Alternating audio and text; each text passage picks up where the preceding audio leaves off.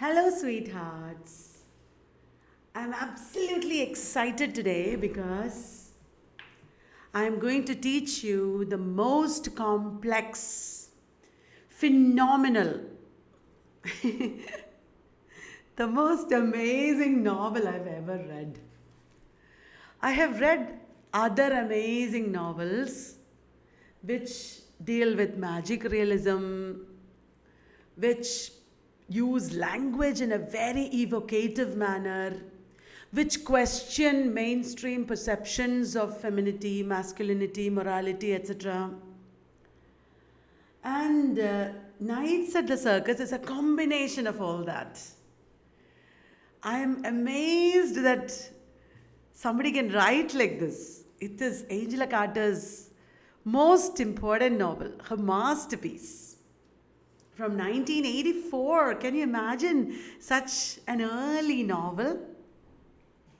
And it came just after Midnight's Children. And oh my God, I took so many days to read and understand. When I started reading, it looked very difficult. But then when I proceeded a little more with the novel, I understood that it's an amazing, interesting, funny novel. I was laughing and I was enjoying it a lot.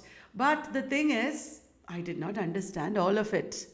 I took a lot of time to refer extra, to catch up on the expressions and the ideas and the metaphors, the symbols. And it is like reading The Wasteland, you know. When you do not know the poem, it is boring and tedious. But once you know the poem, it's amazing, it's wonderful. Nights at the Circus is like that. I loved this novel. There is very little material available on it. I hope I'll be able to do justice to the work in this video or lecture, as you might call it. But I'm telling you, reading the novel is what you should do. It's amazing. It is not easy to understand. When you prepare for an exam, listen to this video and prepare for an exam, always understand that the examiners, the people who conduct your examination, they want you to read the novel, not a summary, not a video. This video is only the beginning. It is like an introduction to the novel. It will help you understand all the basics about the novel, but the real thing comes only when you read it. Right? So I'm starting at midnight. I don't know whether my neighbors will come and throw me out of the house. Because of my excitement, I might create a din here. But that will be a surrealistic end to this video if it happens. I know that you're all waiting to hear more about the novel. I will just go on to the presentation. Angela Carter, 1940 to 1992. Angela Carter was an amazing writer in the 20th century. She's definitely one of the most important writers of the 20th century, and she experimented with magic realism, with feminism or post-feminism. There is post-feminism in this novel also. Please remember to read up on post-feminism before you read the novel or before you read more about the novel. And most of her works are about picaresque characters. They are not very perfect gentlemen or ladies. They are roguish, kind of evil or criminal or some kind of cheats they are. And she was a very important postmodern writer. She contributed a lot to the development of postmodern literature.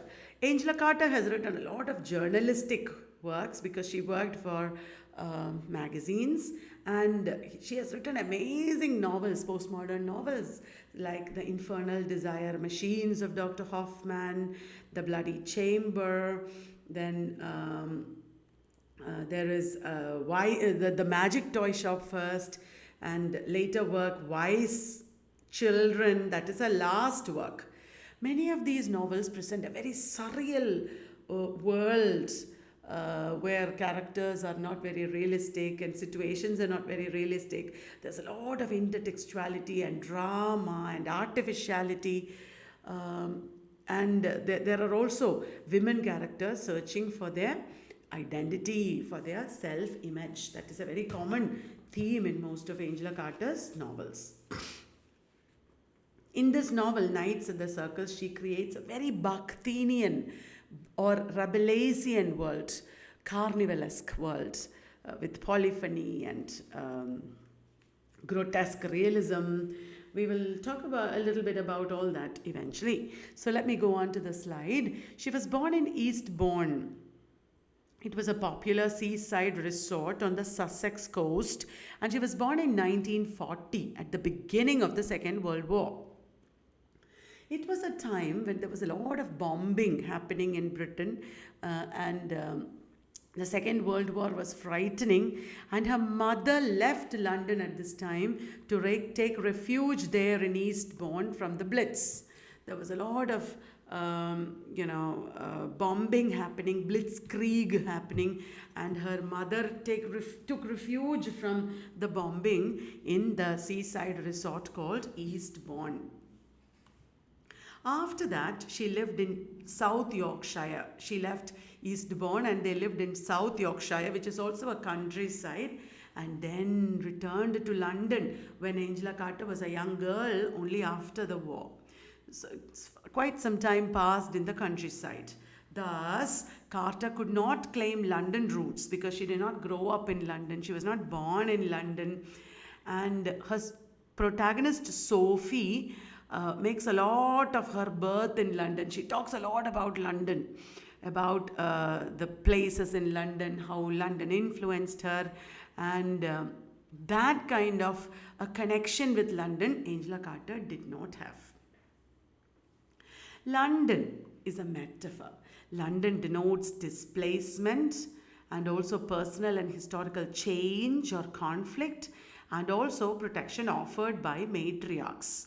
There are a lot of matriarchs who offer protection to Sophie in Nights at the Circus also. So London is a very complex phenomenon, a very complex metaphor in this novel as well as in general. Okay?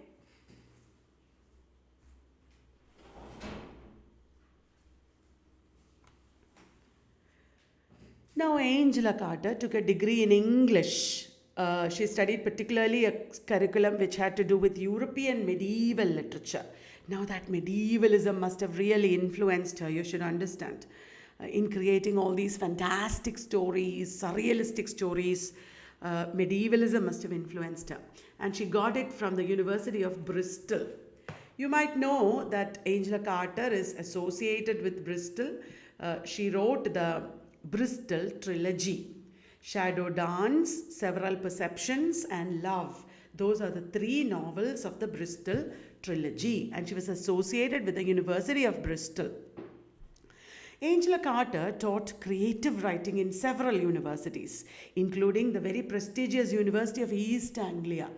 Creative writing course in East Anglia is very famous. Did you know that? There are a lot of very famous writers who are associated with the University of East Anglia. Ian McEwan is a very important writer associated with the creative course in East Anglia. Lots of creative writers have emerged from this course. It's very prestigious. And Angela Carter for some time taught there as well as she taught in other places.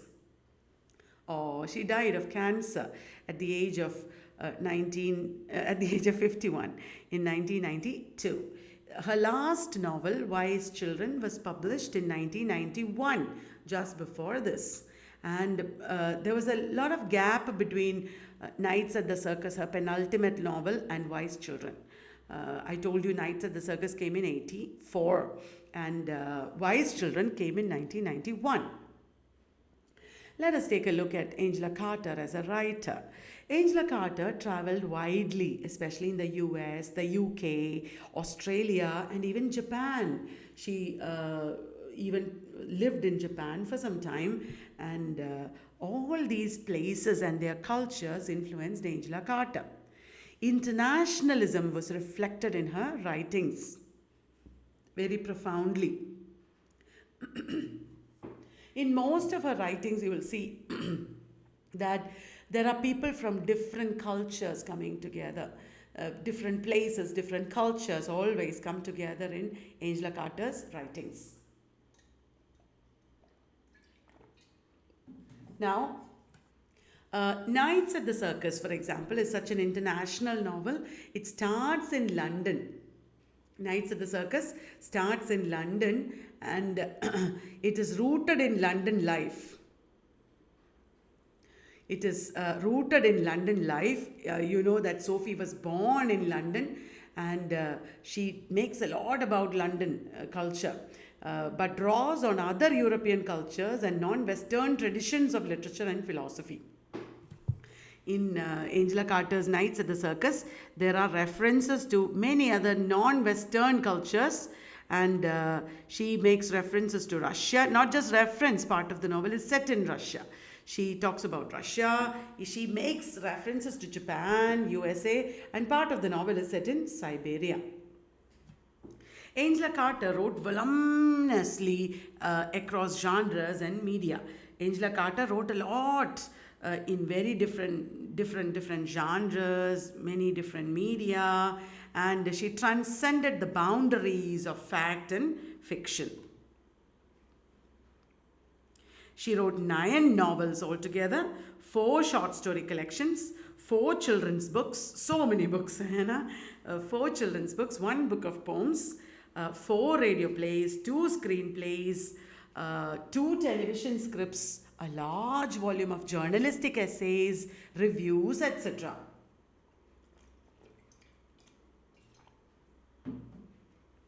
Now, Nights at the Circus. Let me give you an introduction to Nights at the Circus, 1984.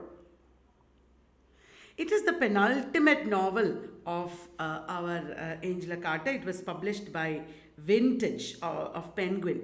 Penguin Vintage. It is the very famous publisher, and it was her last but one novel. In 2006, there was a revival of the novel. There was a revival of Angela Carter's works. Vintage published a new edition. There was also the stage performance of Angela Carter's novels that happened at this time. It was a very important year, 2006, and she got a lot of posthumous publicity at this time. And the novel won James Tate Black Memorial Prize the same year. That year itself, she got James Tate Black. It's a very prestigious, prize, as you might know, and she got it. It is a very important acknowledgement for her work. And Nights at the Circus is an allegory of post-war Europe. Nights at the Circus is an allegory of post-war Europe. It talks about post-war Europe and its trials and tribulations, its problems in a very veiled manner. It's a novel that intellectually blends philosophy with storytelling. Many characters are very philosophical, and it blends philosophy with storytelling. There are many postmodern elements in this novel. It's a very important postmodern novel. There are numerous episodes in this novel told in many sub-stories involving diverse characters. This is a mind-boggling narrative. There are so many sub-stories, so many things happening. When you listen to me, you will understand. It is such a mind-boggling novel. Please listen to these videos several times in order to understand. But once you listen to me, it's going to be really, really interesting. Numerous episodes are told in many sub-stories involving diverse characters. It is highly polyphonic and carnivalesque. This novel is polyphonic and carnivalesque. If you do not know what is polyphony and carnivalesque, please watch my videos on Mikhail Bakhtin. I have already made these videos, and you should please watch the videos on Mikhail Bakhtin. It is very, very important to understand this novel.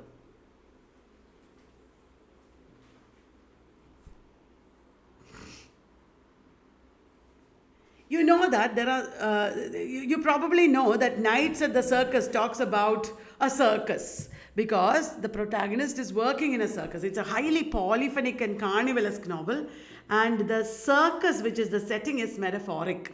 It is Rabelaisian. What is Rabelaisian? What is polyphonic and carnivalesque? I will explain in the course of the novel also. Right now, I am not doing it. Polyphonic is, even though I said I'm not doing it, I'm going to tell you a little bit of it. Polyphonic means the characters speak for themselves. The author does not speak for the characters. The characters let their voices be heard. The author's voice is not dominating, and the characters are all letting themselves heard. That is a very simple definition of polyphony. A narrative can be polyphonic, like the novels of Fyodor Dostoevsky.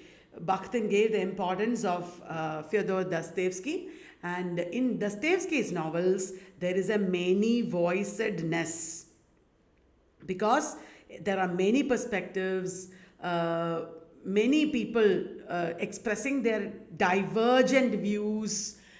Everybody is not telling the same view as the author. That is polyphony. Now, carnivalesque is associated with Rabelais, the medieval writer, and it is in a nutshell. Carnivalesque refers to the subversive element of a narrative. The subversive element of a narrative that is complex and varied and polyphonic, and it is highly against the status quo or the order. The carnivalesque gives importance to eccentricities, to everyday life, to profane aspects of life. There's a lot of rebellious representation of human waste and human body, and it is like satiric and serio-comic. All these elements are there in the novel Nights at the Circus. The circus is Rabelaisian and metaphoric. Rabelais wrote Gargantua and Pantagruel, a very major satire which contains all these elements. Nights at the Circus is also magic realist. It presents a dark, dismal reality juxtaposed with fantasy. A magic realist element, dark, dismal reality of life juxtaposed with fantasy, mixing up the terrible and the funny, and as well as the theme of metamorphosis. There should be a semicolon here. So in Nights at the Circus, you can see the magic realist elements where the dark, dismal reality is juxtaposed with fantasy, and there is a mixing up of the terrible and the funny and the theme of metamorphosis. And also post-feminist elements are also there in Nights at the Circus. Post-feminism is where traditional feminism gives way to a more liberated, kind of women's writing. Post-feminism is what comes after second wave and third wave feminism, actually critiquing second and third wave feminism. And in post-feminism, there is there is no conception of gender binaries or gender roles. Post-feminism is against binary thinking and essentialism, so that it moves beyond the feminist and embraces the alternate sexualities. The post-feminism is not centered on just an essentialist idea of women, I can say, and it is against accepted aspects of feminism. It explores more liberatory feminism. Angela McRobbie, Susan Faludi. When you talk about post-feminism, they are all very important people. Angela McRobbie mixed feminism with popular culture.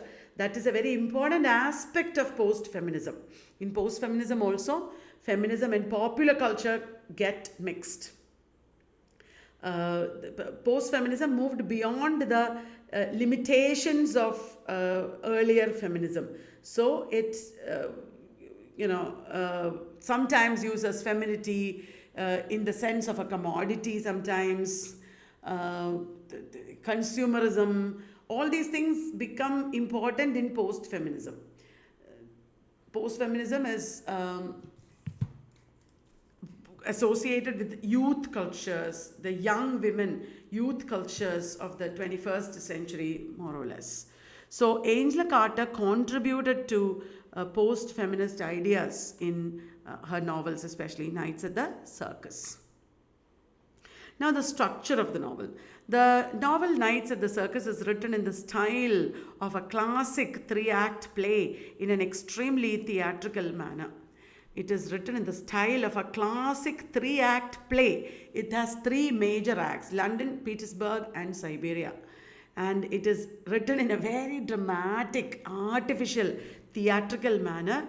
At the end of the novel, there is a short envoy which functions like an epilogue. The envoy is like an epilogue of a play. There are 3 main parts, I told you: London, Petersburg, and Siberia. London is depicting the protagonist Sophie Fevvers' childhood and also her theatrical fame as revealed in an interview with Jack Walser. Jack Walser is interviewing her, and that interview makes up the first part of the novel, which is titled London. It is set in London. The second part is set in Russia, in St. Petersburg. Fevvers and Walser are touring with Colonel Kearney's circus. Walser is dressed up as a clown, and he is working as a clown. And why he has gone on the tour with the circus is because he wants to find out the truth about Fevvers. But Sophie Fevvers is a character who plays with the truth. She doesn't care for the truth. The truth doesn't even exist for her. And Walser is like the other. He is the patriarchal other at the beginning who is trying to control truth, and Sophie Fevvers, who is in control of the whole novel, who is in control of her narrative, is actually playing with truth. Okay? So Fevvers and Walser. Fevvers as the aerialist. She is an aerialist, that means a trapeze artist. And Walser as the clown. They tour with Colonel Kearney's circus on its grand imperial tour. Siberia. The third part is the Tiago, or the Russian Iceland. And the train, the circus train in which they are traveling, crashes in an expansive, freezing, and threatening wilderness. That is the third part in Siberia. Have you read Midnight's Children? You must have read. I have also made videos on it. There is a section towards the end in Midnight's Children which is set in the Sundarbans forest. The Sundarbans section of Midnight's Children is bizarre. It is surrealistic. And I kept thinking of that section of Midnight's Children when I read the third section of Nights at the Circus.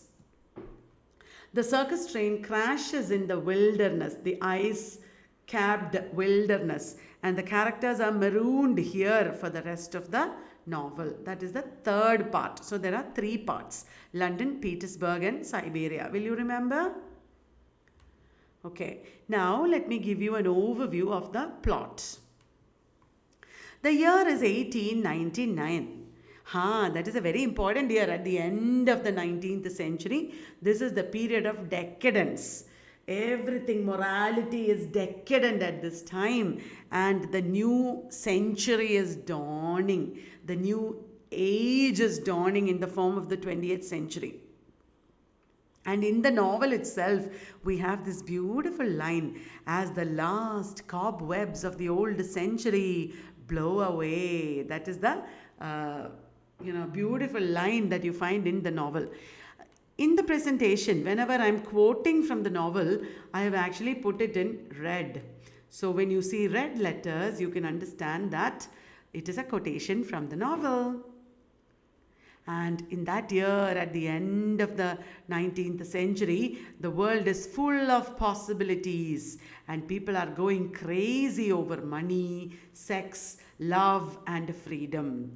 Because it is the age of decadence, many people don't care about morality at this time, and people are just going to any extent to get money, to get sex, freedom, love. All these are very important themes in this novel. So, what is the plot?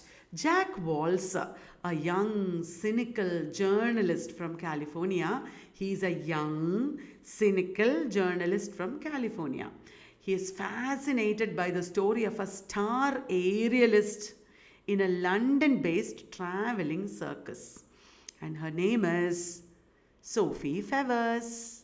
So Jack Walser is fascinated by her, and he had a picaresque career before this.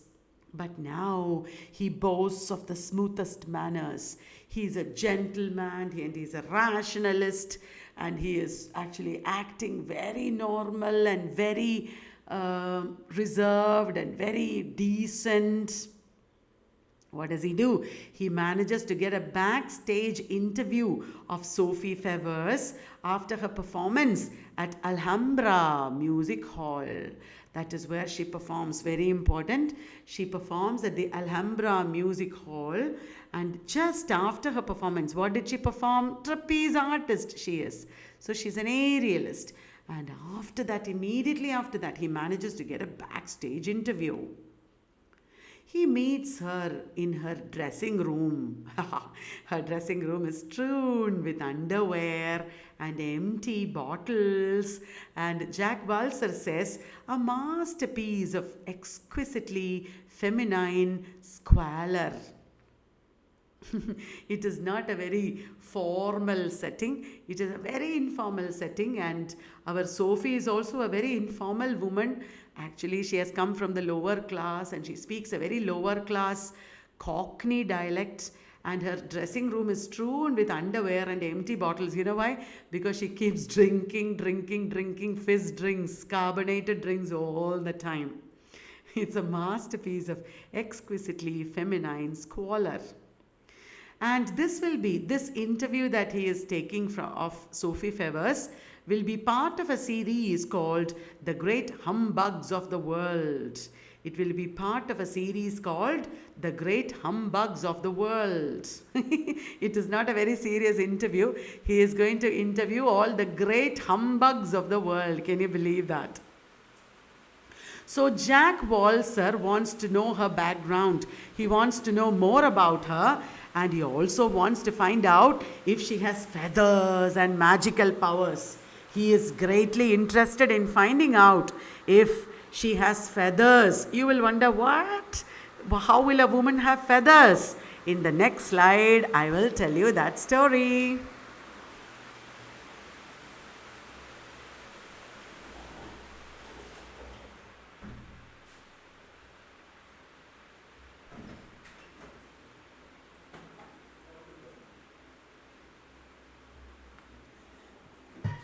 So, I was saying that Sophie Fevvers is rumored to be a bird, to be a half bird, and he wants to find out whether she is really half bird, whether she has feathers and magical powers. Sophie Fevvers is a sexy aerialist. She, when she is on the trapeze, it looks like she almost wears nothing. There's a description of how she glides through the trapeze, and her dress looks like it is transparent. It looks like she almost wears nothing, and the whole world is going crazy over her. She is renowned the world over for her grace and incredible acrobatics. She is excellent on the trapeze, and she has absolute grace, and it looks like she's flying, and not at top speed. She's flying at a very slow and leisured pace.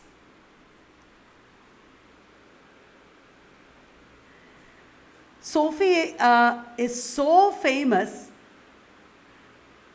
that a newspaper has dubbed it Fevermania because it is a mania for fevers. So a newspaper, London News has called it Fevermania. And there are garters, stockings, fans, cigars, even baking powder named Fevvers. Even baking powder. Would you like Fevvers baking powder? You will fly like Sophie Fevvers after you eat it. 6'2". Oh my God, she's a giant. She is 6'2" and she is blonde. Hello, she is not real blonde. She is peroxide blonde. She dyes her hair, but that is secret, okay? You're not supposed to know it yet. And she is rumored to be half bird.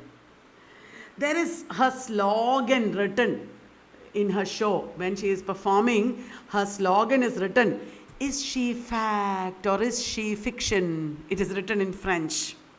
The owner of the circus, Colonel Kearney, always markets her magical powers with a lot of fibs. He will say untrue stories and market her magical powers.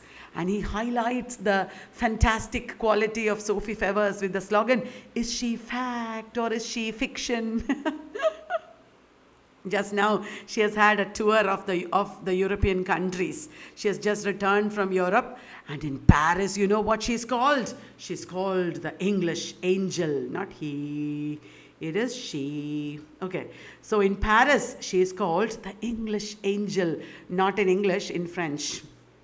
Well, who is this Sophie Fevvers? She's a Cockney virgin. Oh, she's lower class. Cockney is lower class in England. England is a highly class conscious society, and the Cockneys are looked down upon, which is not correct, which is not the right thing to do, but you can't help it.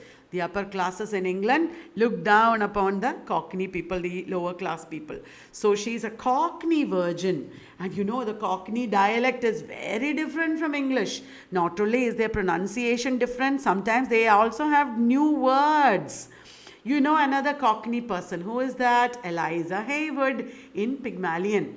And there also, Eliza Haywood is trained to speak in standard English by Henry Higgins. So, our Sophie Fevvers is a Cockney virgin of unknown parentage with a cavernous, somber voice, a voice made for shouting about the tempest. She has a huge body and a huge voice, cavernous voice. Okay, and you know, she's said to have hatched from an egg. Oh, how would you believe that? How can a woman hatch from an egg? You don't believe that, do you? Well, Sophie Fevvers tells the story of how she hatched from an egg, and Jack Walser is fascinated by that story. Whether it is true or false, you will have to wait till the end of the novel. So, Sophie Fevvers is said to have hatched from an egg, and she was born like a normal girl with a lump on her shoulder, on her back. You know what happened?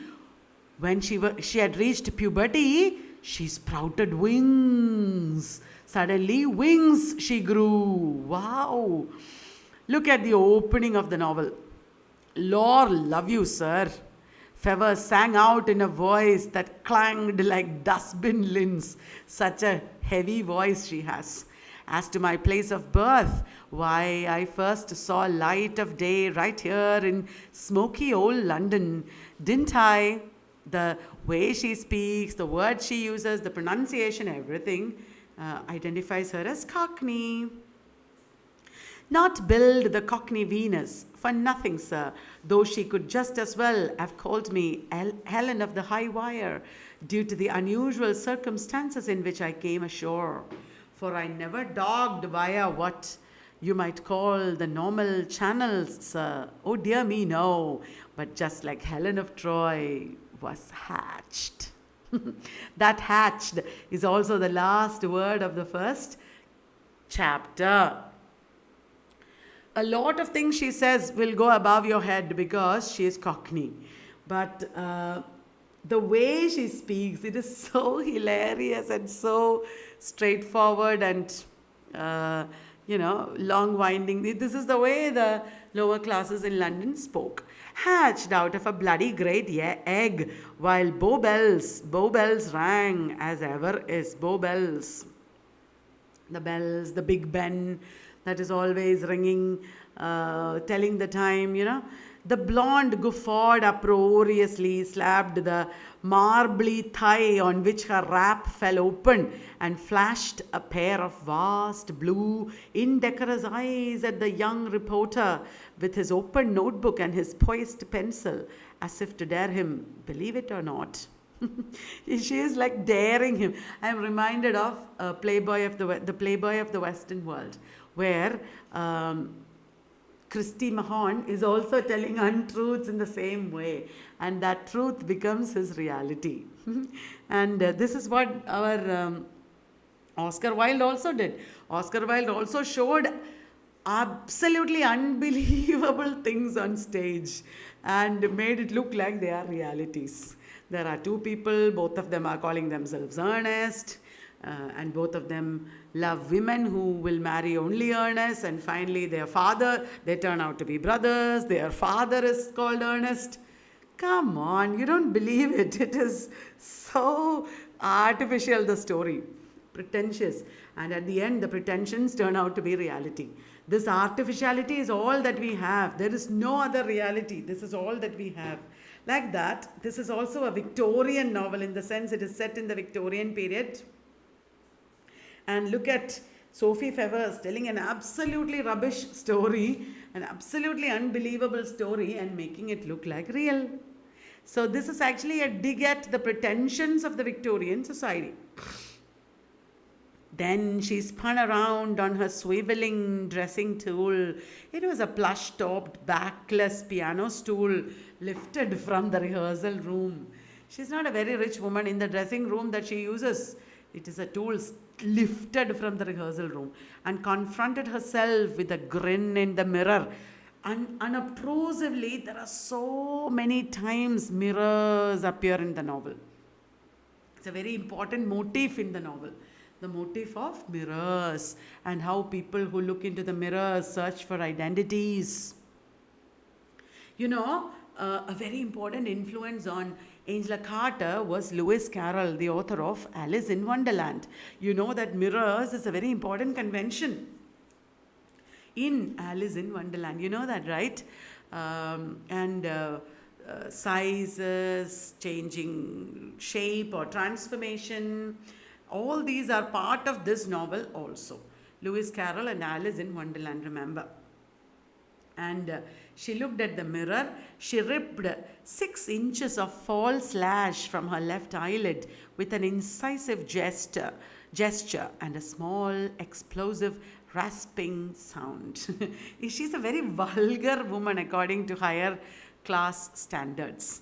And she is sitting there talking to Jack Walser. Take a look at all this.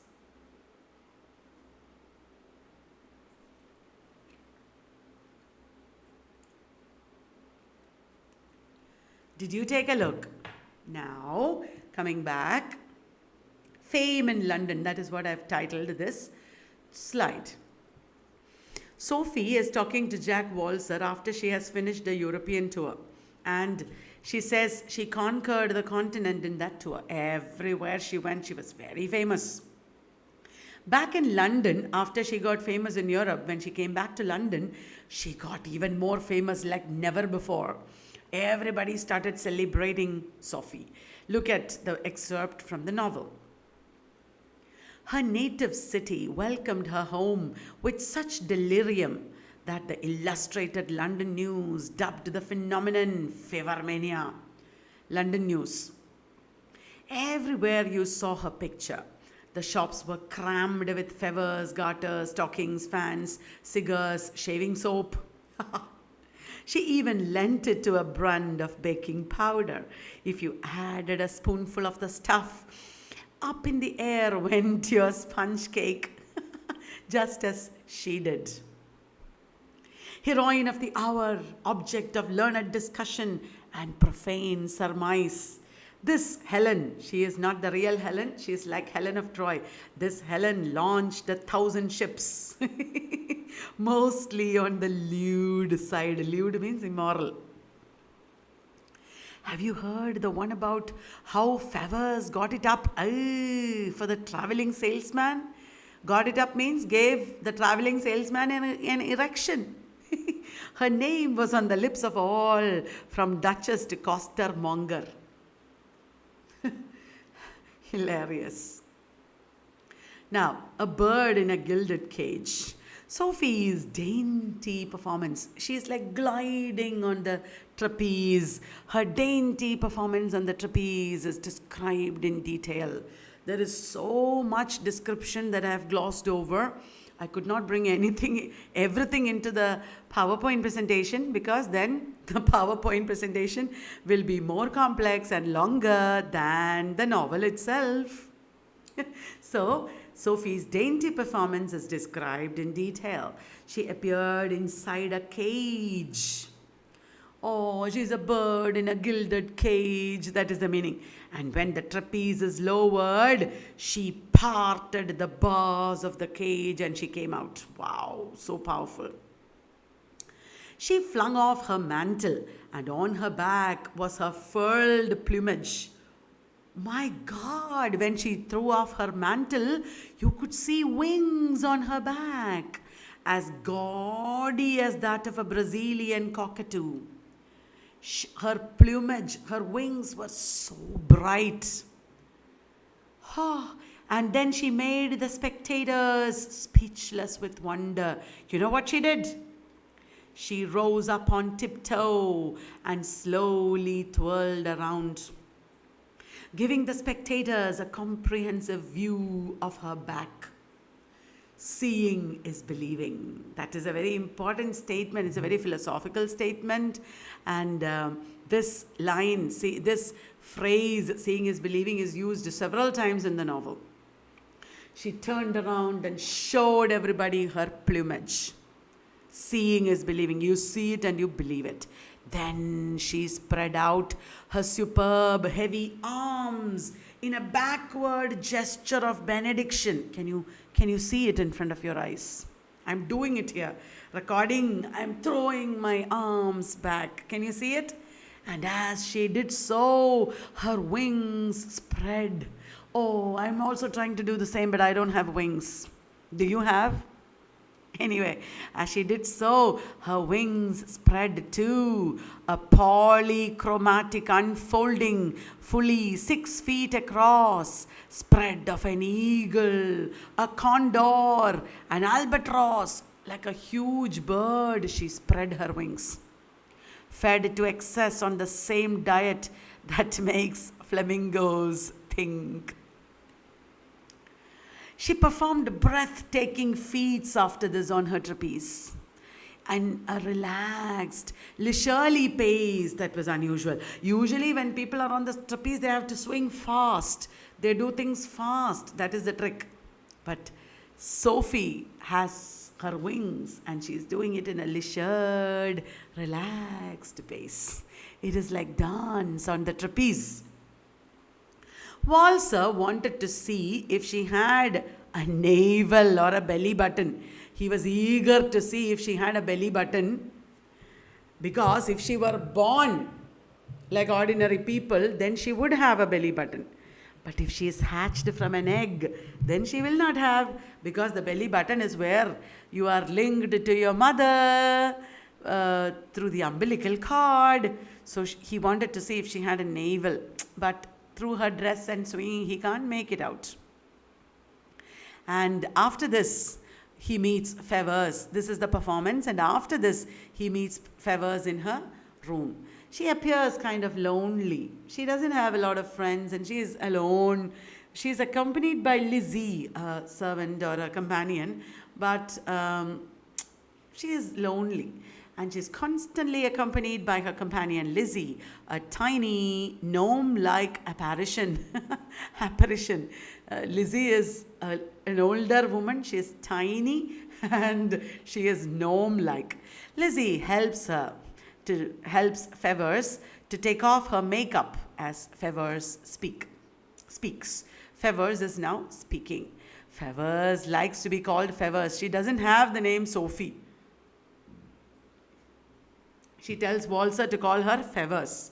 Incidentally, Fevvers is the Cockney version of feathers. Fevvers is the Cockney version of feathers. Now, Fevvers promises to tell Walser the truth. She promises Walser that she will tell only the truth, and she keeps filling his glass.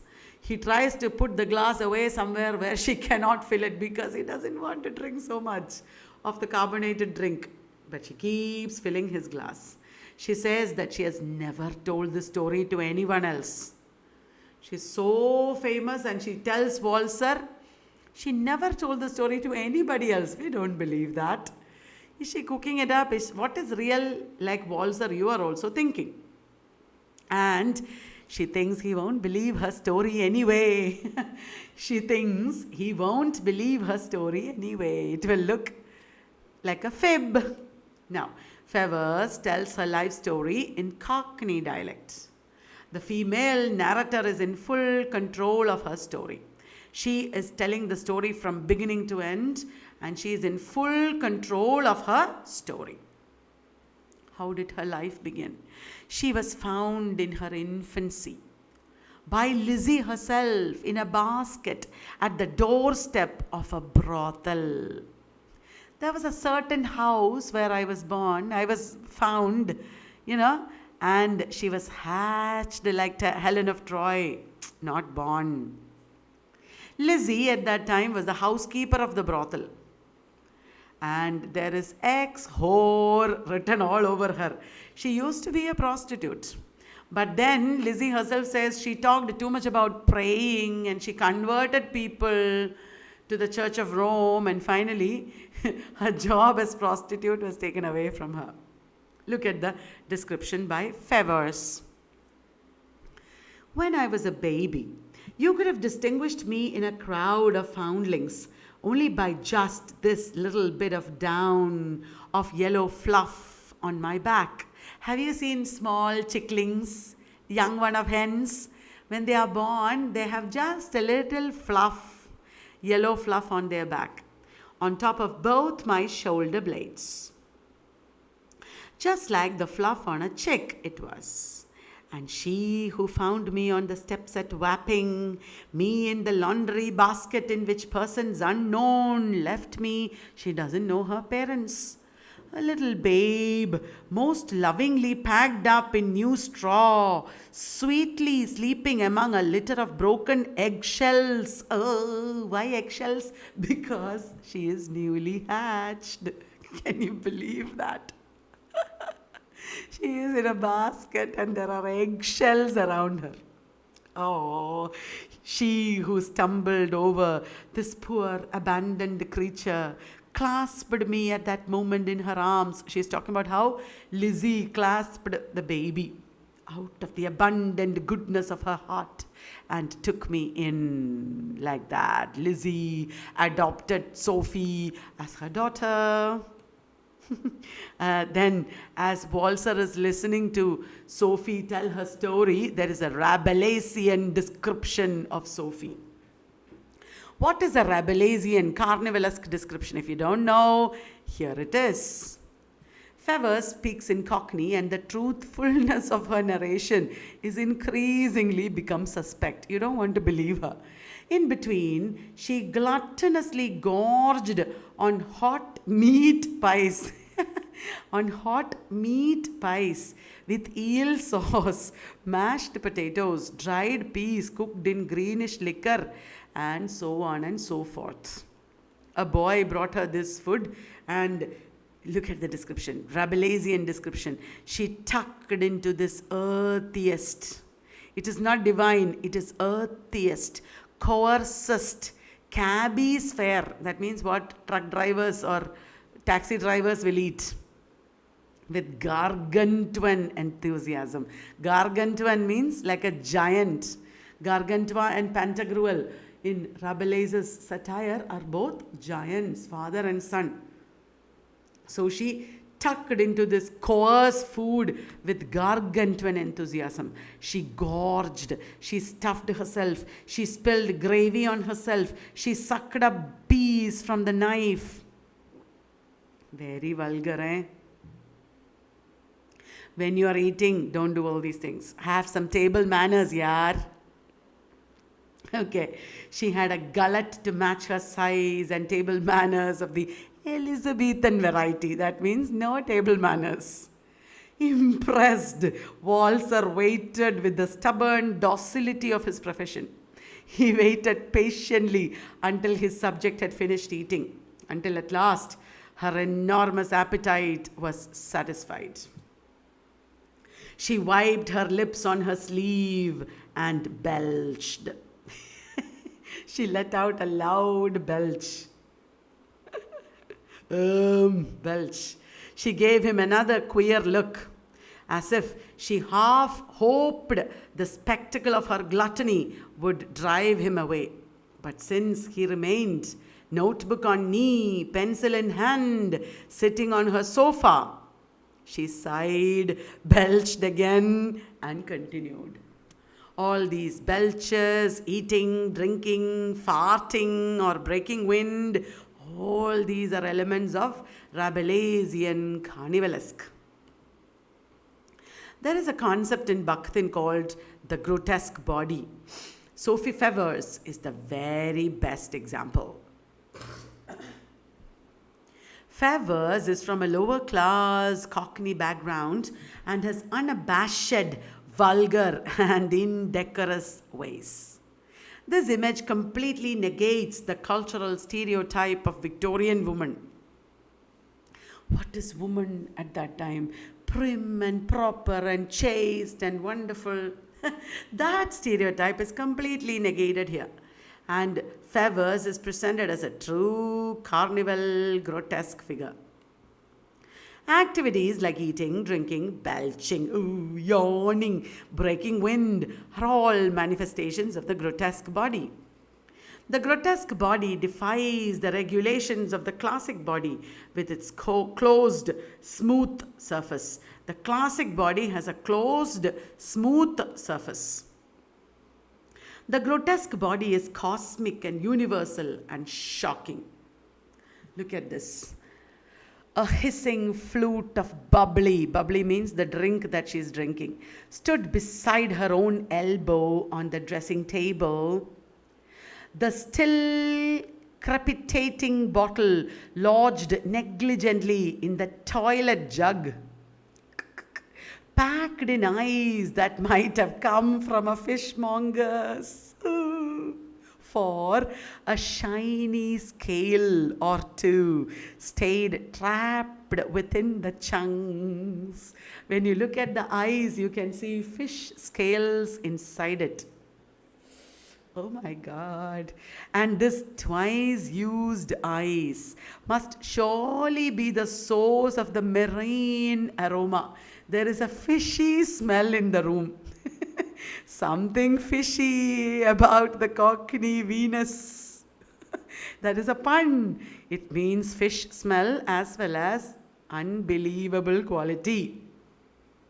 So, a fishy aroma that underlay the hot, solid composite of perfume. Sweat, grotesque body again. Sweat, grease paint because it is the makeup, and raw leaking gas that made you feel you breathed the air in Fevvers' dressing room in lumps. The air was so hot and heavy, solid. What a description, isn't it? My God, I'm so much in love with Angela Carter's language. Like that, even though at first you don't understand Lolita easily, when you understand it, you will think, oh my God, how can a person write like this? So full of humorous and all sorts of connections. So full of exquisite images and symbols. It is that humor that is so hard-hitting, but the author doesn't seem to know there is humor. Very lightheartedly, as if it is something serious, they will make wonderful jokes. Vladimir Nabokov and Angela Carter. I love them both, their works. These are two magnificent novels. Cupid, what is that? Let us see. As a child, Sophie was like any other child except for the lump on her shoulder. Only she had two lumps on her shoulders. Her mothers, who are they? The prostitutes in the brothel. Her mothers gave her the best of everything. Actually, what is described in one or two paragraphs or one or two pages is what I have given as one line. I have condensed the novel to an unbelievable extent. The novel itself is beautiful and amazing and much richer than this. Ma Nelson, who's that? Ma Nelson is the woman who ran the brothel, and in the brothel there were other members or inmates, prostitutes like Grace, Jenny, Esmeralda. Esmeralda had a lover, a young man called Human Eel. Later on, Esmeralda and Human Eel will run away and they will join Fevvers and her group. Okay? Remember that. And Ma Nelson is called Nelson after the historical figure. Nelson was a one-eyed man in history. Ma Nelson is called Nelson because in the year of the Great Exhibition, that is 1851, hey, remember, this year is 1899. The novel starts in 1899. So, the interview is happening in 1899. So, she was born long before that. Ma Nelson in 1851 had one of her eyes put out by a sailor. One sailor attacked her and put out her eyes. Since then, this woman was called Nelson. Nelson made Lizzie dress Sophie up as Cupid. You know, Cupid also has little wings. So Sophie is dressed up as Cupid and she struck a tableau pose in the drawing room of the brothel. In that drawing room, there was a marble fireplace and many paintings. One of the old men who visited the brothel gave these paintings to Ma Nelson. You know why? Because he was aroused by nobody else. Only Ma Nelson could do it, it seems. I don't know. Lizzie said that. Anyway, all these were there in that drawing room. It's an exquisite drawing room. So much more description is there in the novel. And one of the paintings in the drawing room is very important. It is that of Leda and the swan. Leda is a swan woman like Sophie. And Zeus approaches her in the guise of swan and makes love to her. You know, that is Leda and the swan. It's an allegory of Sophie's life. Now, wow, and then she sprouted wings. The last time we saw her, she only had 2 lumps on her shoulders, right?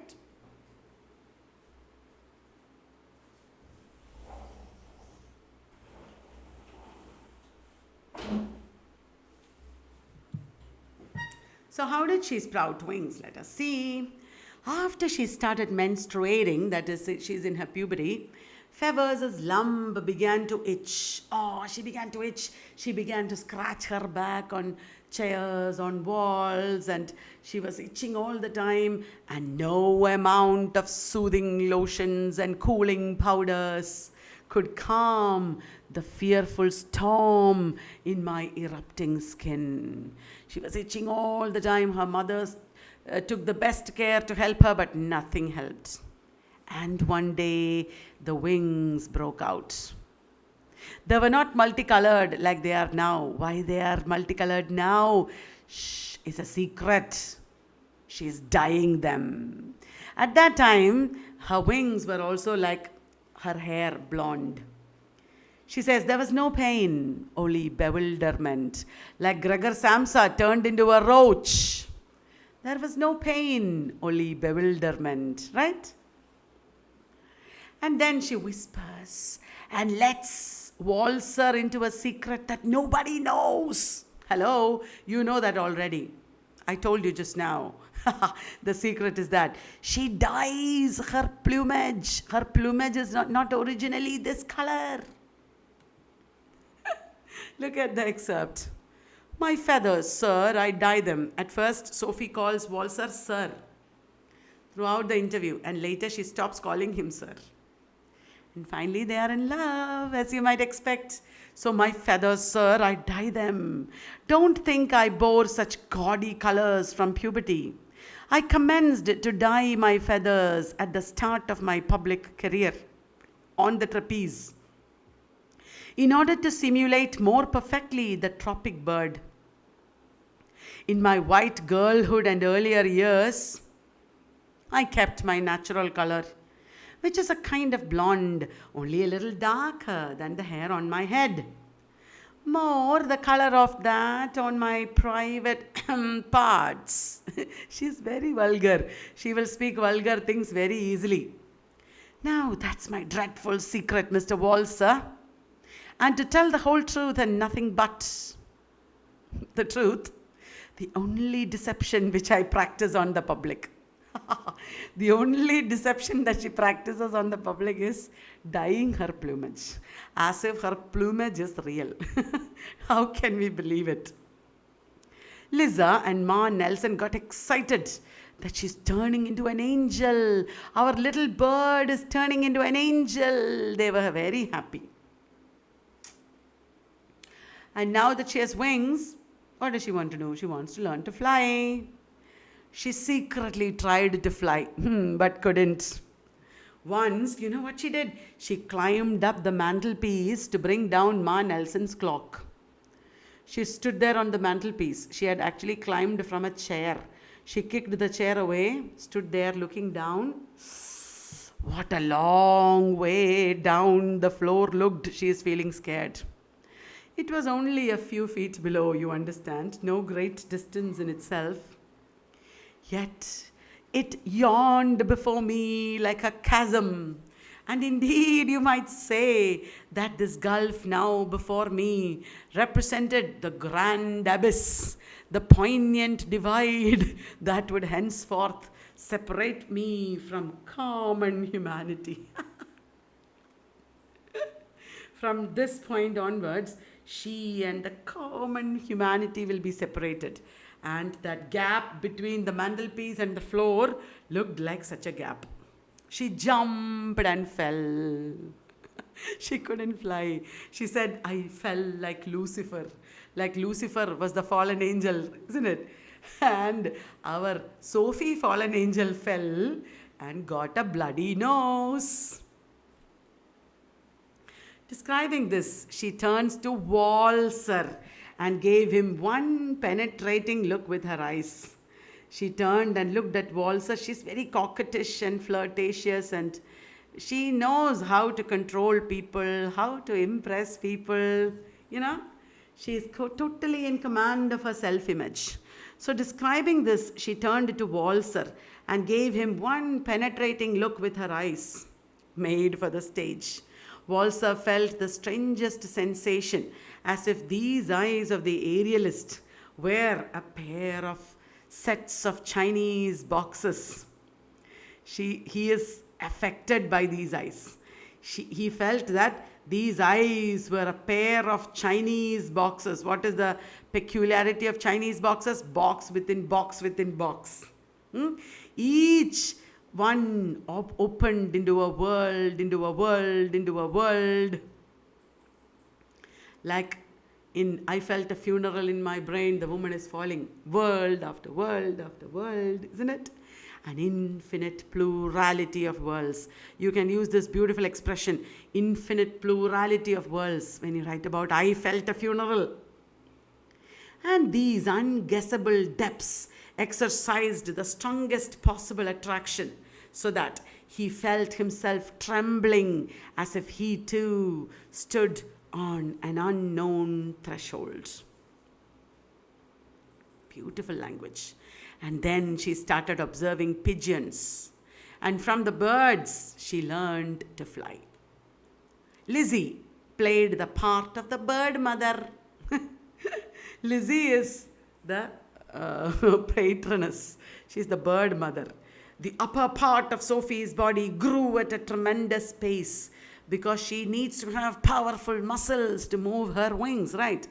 So the upper part of Sophie's body grew at a tremendous pace. Oh, and Lizzie had to make new dresses to fit her. It was not easy for for Lizzie to make dresses for her, all these wings and stuff.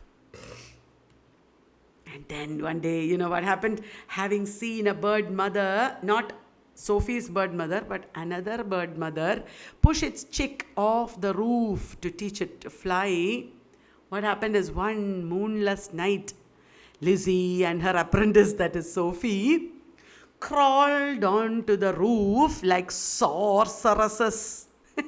Like witches, they crawled onto the roof without anybody seeing it. Because in such matters, secrecy is important. There is a breathtaking description of what follows. I can't reproduce the breathtaking description here. Fevvers got scared that her wings might be like those of a hen or an ostrich. Probably her wings won't work at all, and pleaded with Lizzie, don't do it, I don't want to do it. Hey, Lizzie knew that there is no way out. She has to do it. And Lizzie is under pressure, blinded by her own tears. Lizzie pushed Sophie out of the roof, off the roof. Look at the description. The transparent arms of the wind received the virgin. Oh, so beautiful, isn't it? When Lizzie pushed Sophie, the transparent arms of the wind received the virgin. As I hurtled past the windows of the attic in which I passed those precious white nights of girlhood. So the wind, she was hurtling past the windows, that means she is falling. So the wind came up beneath my outspread wings, and with a jolt, I found myself hanging in midair. She was like hovering, she was hanging in midair. And the garden lay beneath me like the board of a marvelous game, and stayed where it was. She looked at the garden was like a board game below her, and she's not moving, the garden is where it is. The earth did not rise up to meet me. I was secure in the arms of my invisible lover. Isn't that beautiful? Don't think that was forever. She stood there for a few seconds probably, and then she began to fall. She's going to die. She's going to fall. What did she do? She kicked up her heels like a swimmer and learned to flap her wings and fly through the invisible liquidity of the air. Oh, she flew through the invisible liquidity of the air. She circles the house and picks some ripe cherries for Lizzie. Wow, she flew, but she didn't go far away, just around the house. As soon as she landed on the roof, in excitement, without even giving Lizzie the ripe cherries, she leapt up again, and this time, unable to use her wings, all her cherries fall, scatter everywhere. She nearly fell. Oh, her first flight would have become her last if Lizzie had not caught her. Lizzie is giving her life several times already, isn't it? All through this narration, Lizzie is chipping in with her bits.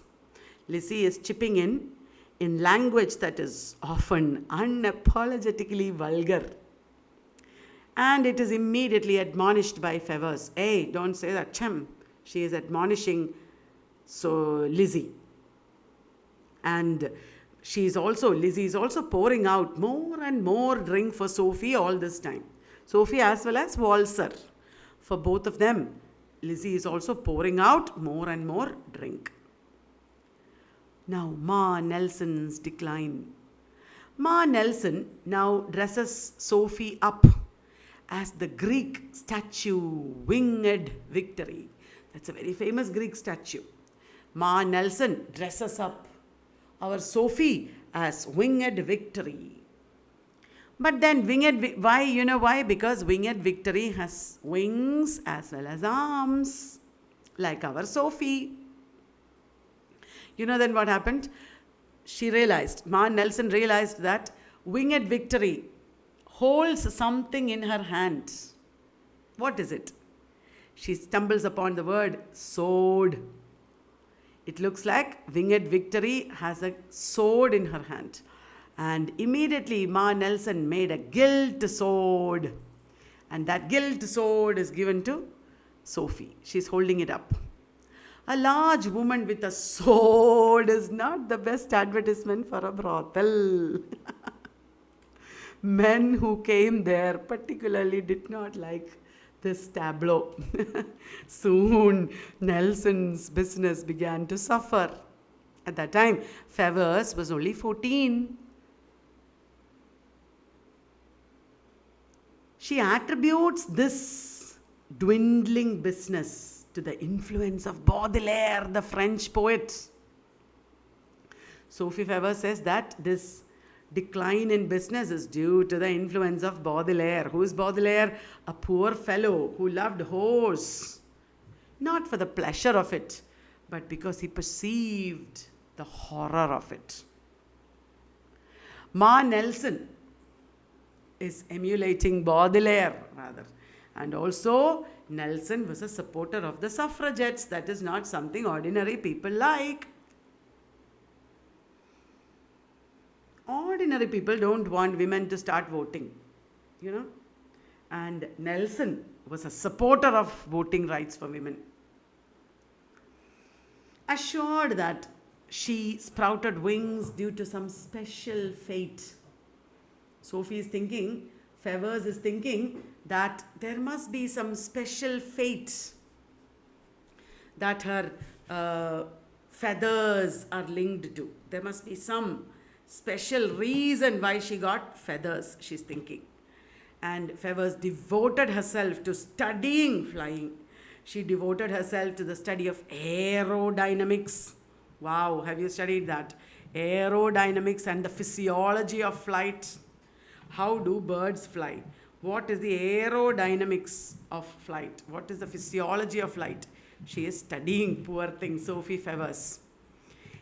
Where is she studying? In Ma Nelson's library. In a brothel, is there a library? You know what?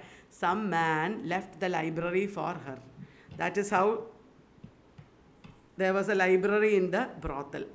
And somebody left a library for her. And it is difficult for her to fly, she understood. When she studied aerodynamics, she understood that it is difficult for her to fly, given that her bones were filled with marrow and her slender legs on her giant body were not suited for this purpose. She realizes that it will be difficult to fly because her body is huge and not suited for the purpose. Then suddenly, Ma Nelson dies. And she did not write a will. When you are of diable age, you better write a will and keep, otherwise there will be problem. You know what Ma Nelson did? She did not write a will. And all her money went to her cruel elder brother who had hated her. He wanted to throw out the harlots and start a hostel for fallen girls in order to reform them. The girls are not ready. The harlots are ready. They don't want to stay with this man. They are ready to go away. They go their separate ways. And Fevvers and Lizzie decide to take refuge with Lizzie's sister, Isota, in the place called Battersea, where Isota ran an ice cream shop. So Fevvers and Lizzie, foster mother and daughter, are going to live there, Battersea. They would keep Nelson's clock. They have taken Nelson's clock and the gilt sword. They are all ready to go. And they are all sitting together at night, talking. Suddenly, it is Esmeralda, I think. Esmeralda says, why don't we give the old woman, that is Ma Nelson, old girl, a fitting funeral? And why don't we grudge the new man of his will. And you know what they did? They soaked up everything in the house in kerosene and set it on fire. The house is on fire. The man lost everything that he inherited. That is what happened. That is what the girls, Ma Nelson's girls did. Lizzie is talking to Walser and talking, drinking, eating. Again, Lizzie is hungry. Remember, she's huge. Not Lizzie. Sophie is hungry. Fevvers is hungry.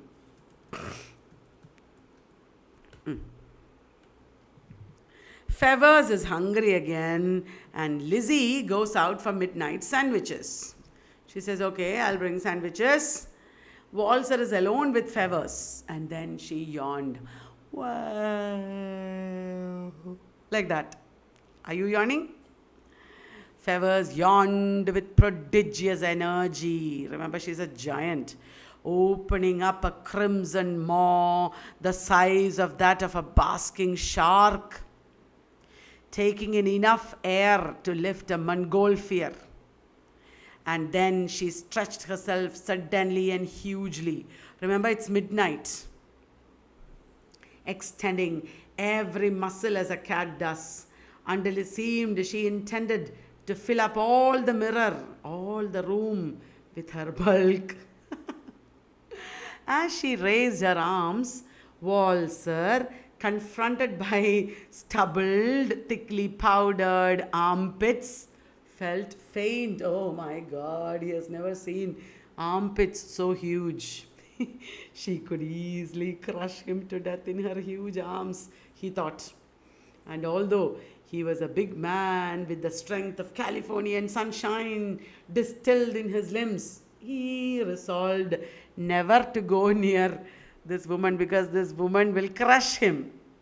But eventually they fall in love. Walser had been perplexed when he heard the Big Ben strike twice already 12. Twice already Big Ben struck 12. And he's wondering, what happened? And Sophie says, your watch has stopped. And when he looked at his watch, no, Sophie doesn't say it has stopped. Sophie says, no, it is 12 o'clock. Look at your watch. It is 12 o'clock. And when he looked at his clock, when he looked at his watch, yes, it was 12 o'clock. Did he make a mistake? He doesn't know. Fevvers had held Walser in her mesmerizing power. He has lost touch with reality. His sense of time and reality is suspended. That is the meaning. Fevvers had held Walser in her mesmerizing power, and he is completely hazy in making sense of time. Carter, or Angela Carter, seems to be suggesting that 19th century women could step out of their conventional gender roles only through the use of enchantment. Fevvers is enchanting. She has cast a spell over Walser, and the only way she can rise out of her Victorian limitations is by enchantment. Lizzie now makes black tea for everyone, all three of them. Now, they went, while they are living at Battersea, they went to Old Vic Theatre and watched Romeo and Juliet and Twelfth Night. They loved Malvolio and also visited the opera. Isota and her husband Gianni and their 5 children are having really hard times. They are not well and they are not getting enough income. And Lizzie and Fevvers was starting to be a burden on them. They did not think them as a burden, but Lizzie and Fevvers realized they are a burden. Then one Madame Schreck approached Fevvers with a proposition to work for her at a freak museum of women monsters. Madame Schreck ran a freak museum of women monsters, and Sophie has to work their proposition. When Fevvers reached there, they had to work because that was the only way to save Isotta and her family. So when Fevvers reached there, Madame Shrek was still in bed. Near her cupboard full of wealth, there was a cupboard full of coins and money and gold, ornaments. Wow. And she was lying there beside her cupboard drinking her chocolate. She gave a cup of chocolate to Fevvers also and asked Toussaint, a manservant who was born without a mouth. He is also a monster in that sense, but he is a wonderful gentleman when it comes to behavior. So Fevvers sees Toussaint, a manservant without mouth, and he is taking Sophie away. When Fevvers asked for money, before she is taken away, she talks to Madame Shrek and says, I need money, otherwise I'll just fly away through the chimney. Immediately, the older woman, that is Madame Shrek, ordered the chimneys to be closed immediately and Fevvers to be literally incarcerated. Fevvers is imprisoned there. Fevvers tells Walser that Toussaint had a surgery 2 years ago. While the interview is going on, she's saying all the stories. And then she says, Toussaint had a surgery 2 years ago and got a mouth. He's okay now. Walser realizes that Fevvers had won the friendship of many men of science. She knows a lot about science, it seems. And many men of science have been interested in her. She has dined with them. And Walser understands. Now, Madame Shrek's museum. That is where she is taken to work. Madame Shrek's museum. Are you tired? From the monstrous museum onwards, it can be another video. She has left Ma Nelson's now.